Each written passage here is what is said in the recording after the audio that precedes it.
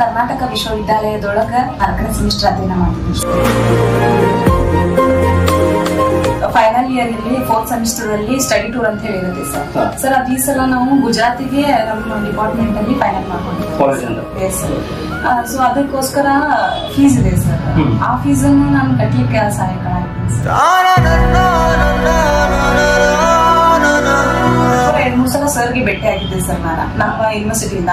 ಅವ್ರ ನೇಚರ್ ನೋಡಿ ನನಗೂ ಏನಾದ್ರು ವೈಯಕ್ತಿಕ ಹೆಲ್ಪ್ ಆಗ್ಬೋದೇನೋ ಅನ್ನೋ ಉದ್ದೇಶದಿಂದ ನಾನು ಒಂದ್ಸಲ ಸರ್ಗೆ ಬಂದು ಕೇಳಿದ್ದೆ ಸರ್. ಖಂಡಿತವಾಗ್ಲೂ ಹೆಲ್ಪ್ ಮಾಡ್ತೇನೆ ಅಂತ ಅಂತಾರೆ ಸರ್. ನೀವೇನು ವಿದ್ಯಾಭ್ಯಾಸ ಸಂತೋಷ್ ಲಾಡ್ ಸರ್ಗೆ ರಿಕ್ವೆಸ್ಟ್ ಮಾಡಿದ್ರಿ ಅಲ್ಲ ಸಹಾಯ ಬೇಕಂತ ಹೇಳಿ, ಹಾಗಾಗಿ ಸಂತೋಷ್ ಲಾಡ್ ಸರ್ ಅವರು ತಮ್ಮ ಫೌಂಡೇಶನ್ ಕಡೆಯಿಂದ ಇದು 10,000 ರೂಪಾಯಿ ನಿಮಗೆ ಹಣ ಸಹಾಯ ಮಾಡಿದ್ದಾರೆ ವಿದ್ಯಾಭ್ಯಾಸಕ್ಕಾಗಿ.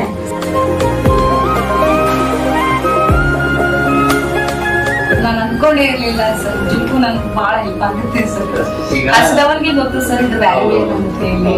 ಶ್ರೀ ಸಂತೋಷ್ ಎಸ್ ಲಾಡ್ ಸರ್ ಅವರಿಗೆ ಅನಂತ ಅನಂತ ಅನಂತ ಧನ್ಯವಾದಗಳನ್ನ ನಾನು ಹೇಳಲಿಕ್ಕೆ ಇಷ್ಟಪಡ್ತೀನಿ ಸರ್.